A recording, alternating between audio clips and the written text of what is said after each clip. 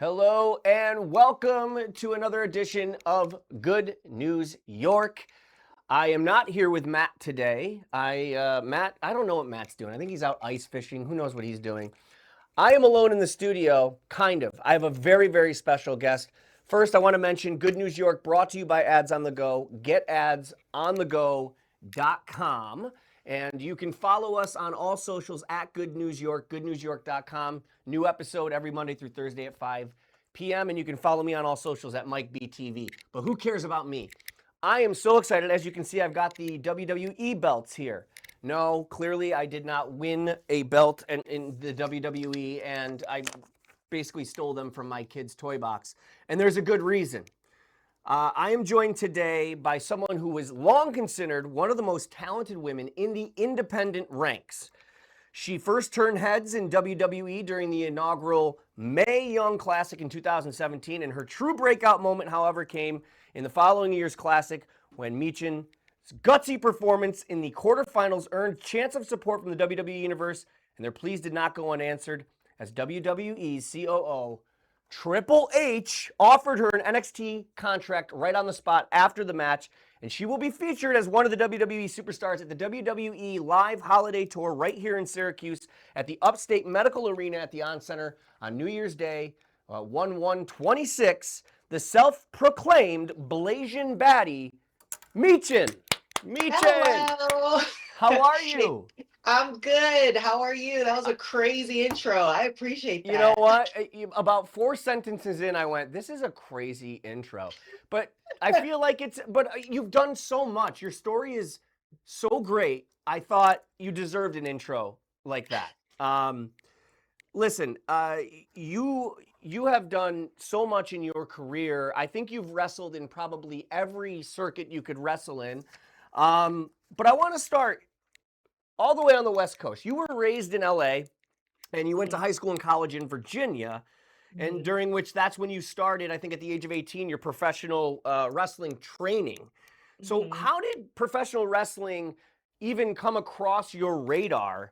And like, what made you want to chase that dream and that career? I know you played volleyball in college and you're an athlete, but when was the moment that you thought, this is where I want to go? The funny thing is I've always been a tomboy. So I was out, I don't know, since I was 7 or 8 out. We lived in a cul-de-sac, so I would play with the neighborhood kids, play football, street hockey, all the things. And as I got older, I wanted to play football, but I feel old just saying this, but back in my day, they wouldn't let the girls play football with the guys. And so my dad watched wrestling, and I remember watching with him and seeing Lita and China wrestle the guys. And I was like, oh my gosh, I want to do that. That looks like so much fun. And growing up, I grew up on the Attitude Era, so a lot of the times the divas at that point was mainly just doing like showcase matches, not very long matches. So then when I did see Lita and China getting in with the guys and just wrestling them like one of the guys, I knew that's exactly what I wanted to do. So that little seed has been planted since I was like maybe 10. Of course, I told my parents I'm going to do that one day, and they're just like, yeah, okay, sure, whatever you say. And once I turned 18, I asked them if I could start wrestling. Of course, they said no. So I went and signed myself up for training. I found the school that Mickey James started at in Virginia. So I started training there, and I was balancing that in college at the same time. And so I got a scholarship for volleyball in college. So I would do during the volleyball season, I would focus just on volleyball. And then once that season was over, I would drive 2 hours to go train, maybe twice, 3 times a week, and then drive 2 hours back to campus. And then my parents were still against me wrestling because they still had the mindset of what wrestling was like growing up. So they thought I was just gonna be doing jelly matches, things like that.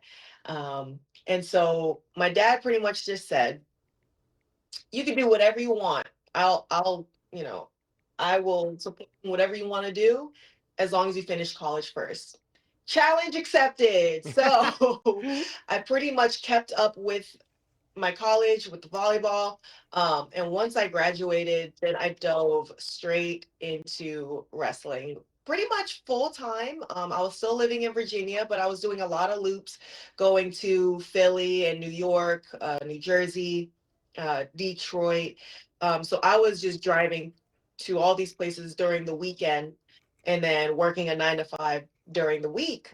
Um, and pretty much just started from the bottom and kept chipping away at every goal. So it was at first, because at that time it was still, supermodels getting signed to WWE, and I'm just like, I don't think WWE is in the cards for me. So let me set a goal to do a tour in Japan.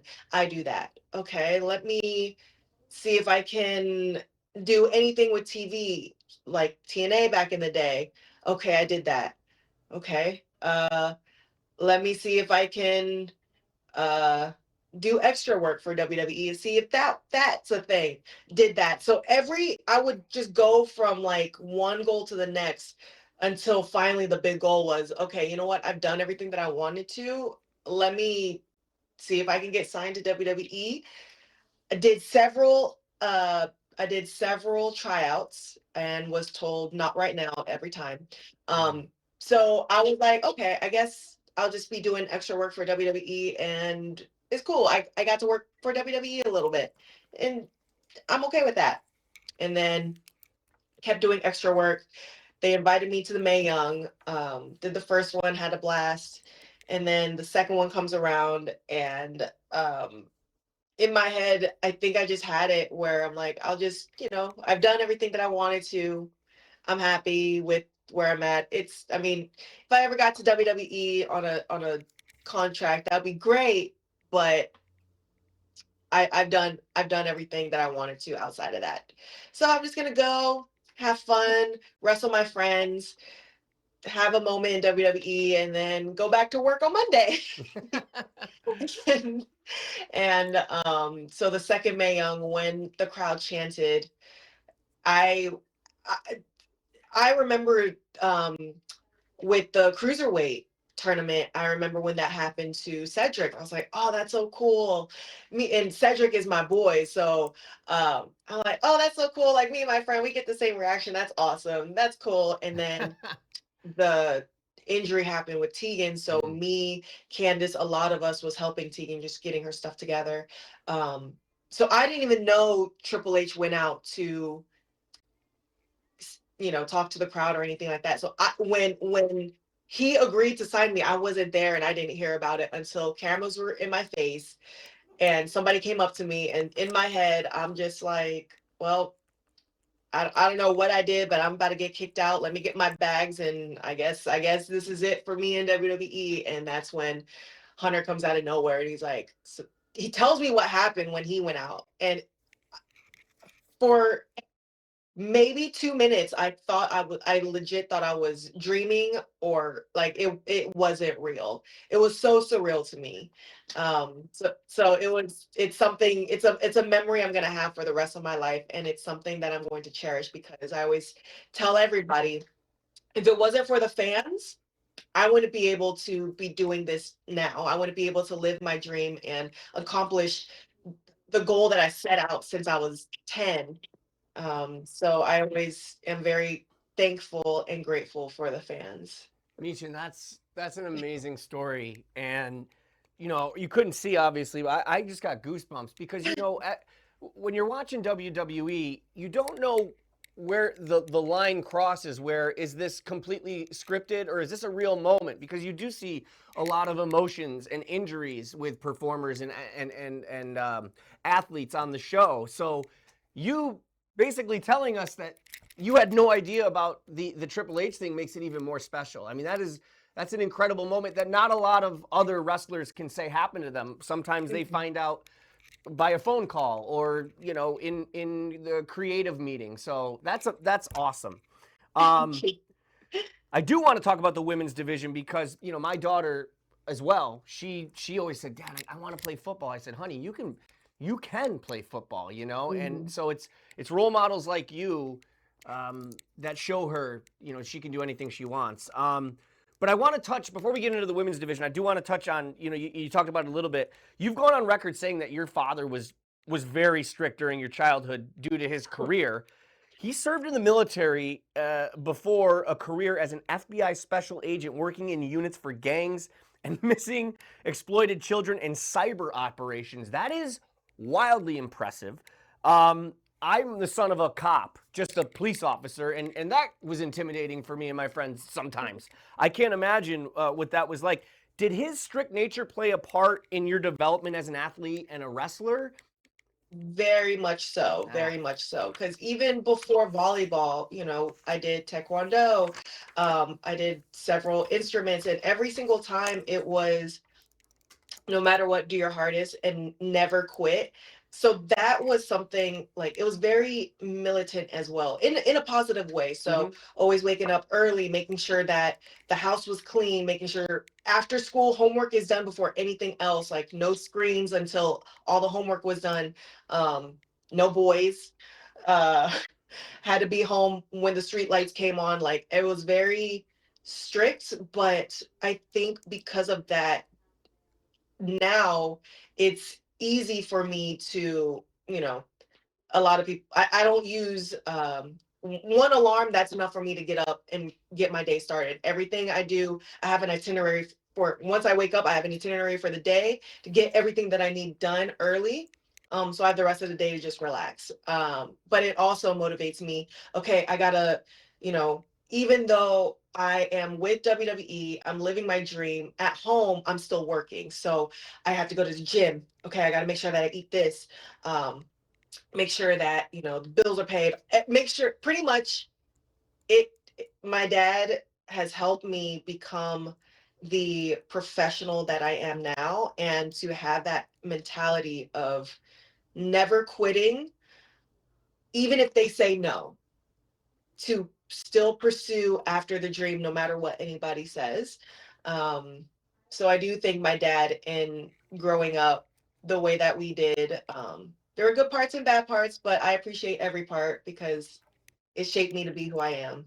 um So well said. Now I have a daughter, and I'm nowhere near the badass your dad is. I mean, were you ever able to have a boyfriend? Was it even possible, or were they just like terrified? oh my gosh, let me just tell you, the scene in Bad Boys, Yes, that's the best scene. With the when they that answer the door. has happened. No So, and way. it was just, how old was I? Oh my gosh, sorry daddy for telling on you, but I think I was like maybe 10, 11. And our next door neighbor, I had a crush on my next door neighbor. He was the same age as me, and he was having a birthday party. So he wanted me and my sister to go to his birthday party. So he knocked on the door to ask my dad if it was okay if we could just go to his birthday party. My dad opened the door just like Bad Boys, and I don't remember if I ever went to that birthday party. I I think So, that's probably where you blacked out at that point. I love your father. That my daughter happens to be 11 as well, so I'm right there.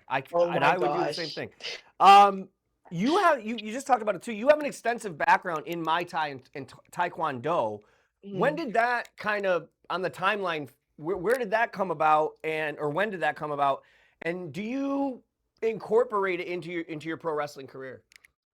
So I did taekwondo when I was very, very little. My dad, growing up in LA, my dad wanted me and my sister to at least know something, just in Mm-hmm. case, just in case. Self I defense. Yeah. remember now that I'm older, and me and my dad talk about it all the time. When I was younger, it was all confusing, but now being older, I understood that because of my dad's status and his position, me and my sister were targets, just in case if anybody that he locked up got out, if they got to us, they got to him.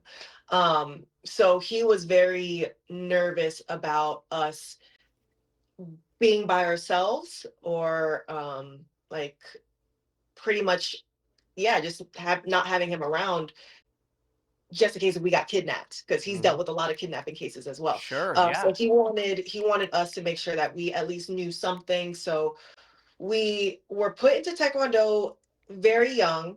Um, I got to second degree black belt. And then that's when I was old enough to start doing like playing basketball and football and all the sports with the kids outside in the street.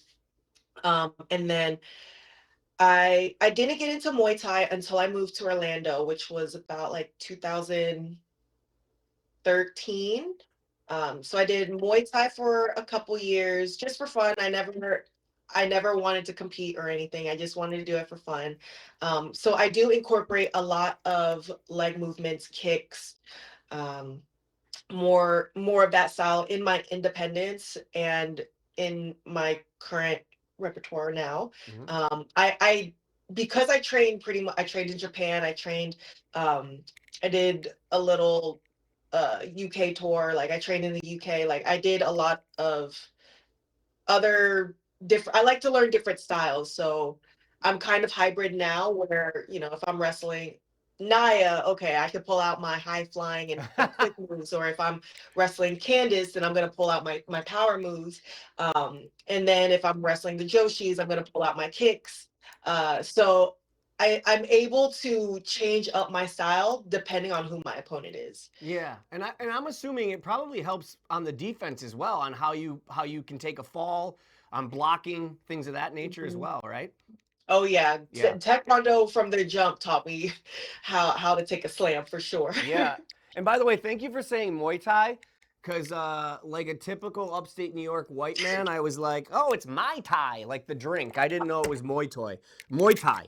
Okay. Wildly impressive. So listen, the women's division has become such a huge part of the WWE, and it's grown so much over specifically like the last decade. But when you were starting out back in your day, as you said, which by the way is my day too, I feel you there. It had not even come close to what it was today. So it was harder for females, to have that path to the dream that you share with them. Um, so what gave you the confidence that you could make it a career without it kind of seeming like an option at the time? And do you think the growth of the women's division was the reason you were able to do that? Like, do you think they'll ever merge the men and women's together, like you said when you saw men and women fighting? So I remember watching Gail Kim, Mm, um, and at the time there wasn't a mixed female wrestler. So I always attached to Gail Kim and Jazz. And seeing them both, I always believed that Gail began wrestling in the wrong generation mm, because seeing both of them, I attached to them because they were wrestlers. They were not, and they could be sexy if they wanted to, but they were wrestlers. And that's what I wanted to be because I'm no Playboy model. I'm no cover girl or anything like that. So it was just cool to see athletes being showcased without having to be only highlighted sexually. yeah. Um, so I think from the transition from back then to now, it's very, very cool to see that now it's a lot of my friends that I've wrestled in the independents with. And a lot of us, I remember at Shimmer, we would be talking about like, oh, it'd be so cool if we could make it into WWE one day. And to see that we're living that, it's just so cool to reminisce on because it's like, dang, back in early 2000s or late 90s, like we would have never have made it No. because we weren't the types of women they would usually go for. um and the one or two that they did, like Gail, to me Gail looks perfect. She looks perfect. Yeah. But to see her, I could see the uncomfortability on her whenever they would have her do like a bikini contest or something. Yeah. And I knew that she was an athlete. And so I just feel lucky to be in this generation now where a lot of the people that I'm in WWE with, I have a long history with in the independents. Um, and even the new generation coming in, just telling them what it was like, and the etiquette and the respect aspect of it all, and just how lucky we all are because of the sacrifices that people like Jazz and Gail and Lita and all of them have made for us. Because I don't think like AJ, she came from the independents, and I remember talking to her about a month ago. And it was my first time. We always missed paths, like right when she was done with an indie company, like I came in, and then she got signed right after she worked for this company, and I came in. So like I always missed her. So I finally got to talk to her about a month ago, and I told her that she was the great indie dream, because she was the one from the independents that got signed. And then there was Bailey, who got signed, and I spent some indie time with her as well. And it's like, this is cool to see that now we have a chance. Like now they're hiring independent girls. We have a chance. Oh, it's Um, amazing. That's yeah. amazing. And you know what I love too is it's not like the WWE said, "Oh, we should probably get with the times and start a women's division and we'll just do a couple matches." I feel like they really do put in the same amount of energy into the writing and the performance as they do in the men's division, and I think that's why it's been able to flourish. And Mhm. by the way, speaking of Bailey, I love her because I took my 4-year-old son to his first show. We went to a house show here locally, and she grabbed him and gave him a high five and said, Oh, "Make sure this isn't your last show." And he never forgot that. But anyway, that sounds like um, Bailey. it's amazing. She's amazing. Um, you were talking about Jazz and Gail and Lita, which leads me to I wanted to ask this. Did you have a specific female or even male idol that inspired you to chase this dream in the beginning? Like the one moment where you were like, I want to be that person? Hmm. I remember seeing China Mm, first. First seeing her, I've never seen a woman like that before, and I was like, "Oh my gosh, that is goals right there." Because I always, growing up, I was made fun of because I was very how do you say, like, top heavy. My shoulders were always wide, and so it was cool to see another woman with muscles, like, oh my gosh, and that looks amazing. So seeing China wrestle the guys, Lita wrestle the guys, and then um the Rock, Stone Cold, mm. Mankind, seeing Mankind doing the hardcore stuff. I think they all layered in with, like, one, it made me dive straight into the deep end of loving WWE, just because of the stories and the characters. But seeing the women like China and Lita actually wrestling the guys, I'm like, oh yeah, this Yeah. is exactly what I want to do. That's amazing. I actually remember. So I'm a little bit older than you. I remember. Did you ever see Luna Vachon? Hmm. What always I loved about her, she stuck out to me, and I was a little kid. But she had the shaved head with the veins that they painted on, and to go back to what you were saying earlier, you're right, because like before that, it was like there was Miss Elizabeth, and the storyline was always that she was Macho Man's girlfriend, and it was a love story. Luna Vachon, I remember personally as like the first time where I was like, whoa, she's just a badass. Like there's no love here. This is just about battle. I just so I know what you mean when you see that and you go, oh my gosh, like a female that's badass. I want to be her. Hmm. Um, so a couple more questions. I want to be, obviously I want to be respectful of your time. I'm having too much fun. In 2016, I want to switch to this because I think this really stood out to me and it's so important for people to hear and see. In 2016, you began publicly participating in awareness and advocacy after revealing that you were a survivor of domestic abuse, and this includes painting your left fingernail on your ring finger for Safe Horizons campaign. It's a hashtag. Put the nail in it. And your advocacy led to you being named one of BBC's 100 Women in 2016, which I think is incredible. And that may even be more impressive than any of the wrestling accolades. Can you talk a little bit about your advocacy and the Put the Nail in It campaign and what it means to you? They they how do I say? During that time, I've never been in that situation before, and I didn't know, um as a female wrestler, the the concern that I have is, and especially in the independents, I did a lot of intergender matches as well. So I was questioning if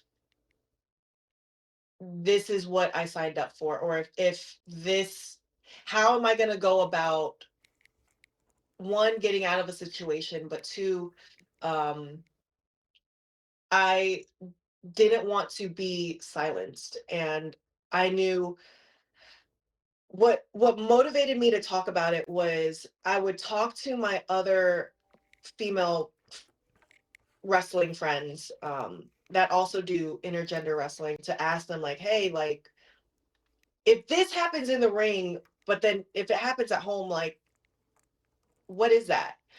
And they would explain to me, you know, that's abuse and that they've been through it too. And it was just every single one of my girlfriends, they're like, oh yeah, that happened to me. It's just, you know, I don't want to talk about it, or no one's ever going to believe us because, you know, we have muscles or we wrestle men and all this other stuff. And I'm noticing a trend where it's a lot of my girlfriends are like, oh yeah, that happened to me too.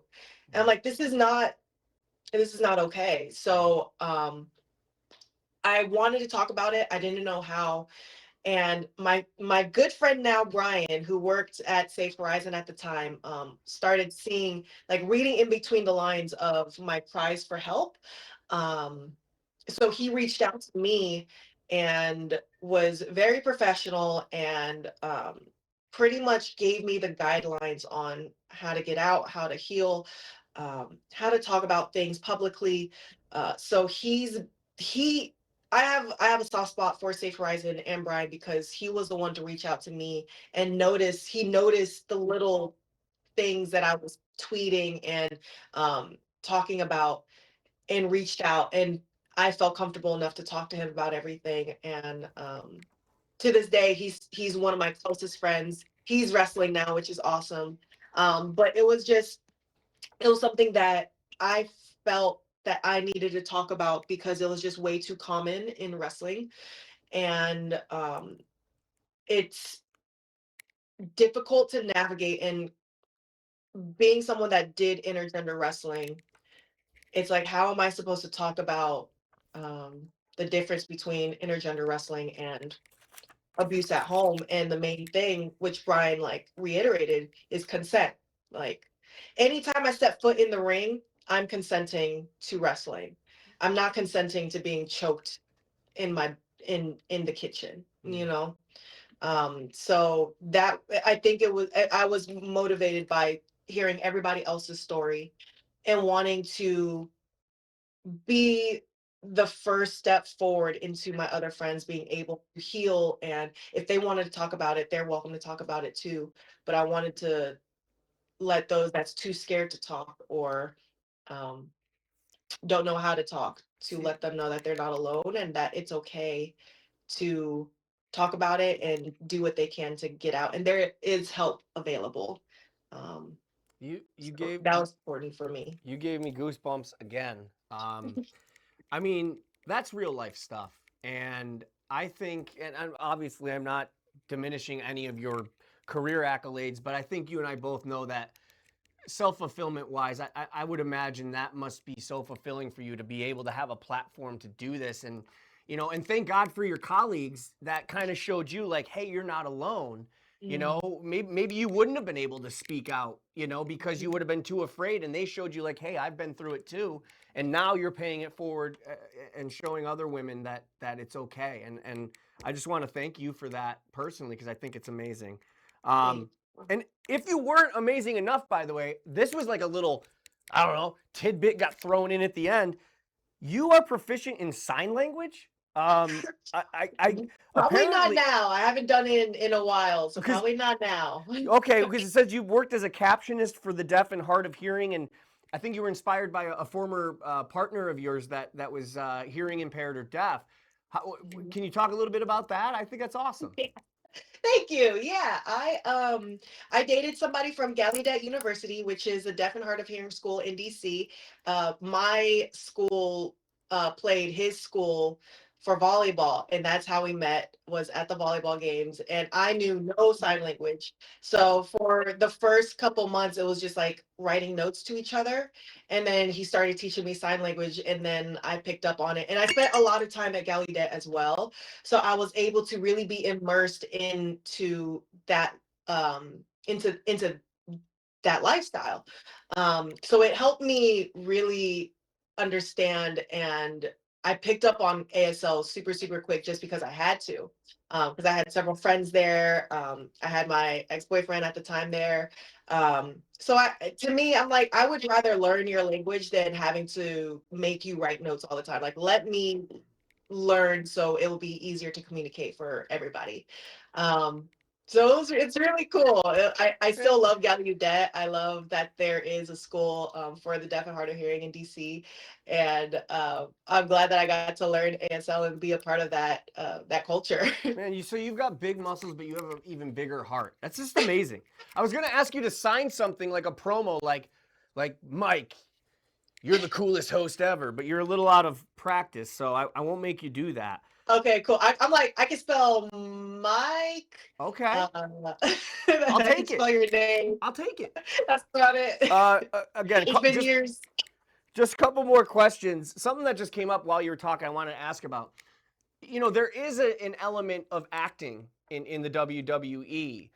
Was that something that came natural to you? Did you have to train, or did you just kind of happened? So I'm a horrible actress, and Oh. I think that's the hardest part for me is the promos and the talking, just because I can listen, you tell me to fall on concrete, I could do that second nature. But the minute you put a mic in my hand, like I grew up with stage fright. I always got nervous doing presentations in school and stuff. So I've been working on it and trying to get better. There's still a long way for me to get better at, but I yeah, that's the Yeah. hardest part for me. All right. Well, thank you, Michin. On January 1st, that's New Year's Day, 2026, you can see Michin and the rest of the WWE Superstars right here in Syracuse for the WWE Live Holiday Tour at the Upstate Medical Arena at the On Center. Michin, thank you for your time. Good News York, sponsored by Ads on the Go, getadsonthego.com. We air a new episode every Monday through Thursday at 5 p.m. Eastern on all our socials at Good News York and goodnewsyork.com. And you can follow me on all your socials at Mike B TV. And once a week, of course, my side quest of Good News York is Good News York Sports, GNY Sports, airing once a week. And coming up this week, going to be interviewing Rob Ferguson, head coach of Cornell women's soccer. So looking forward to that. From all of us to you, goodbye from Good News York.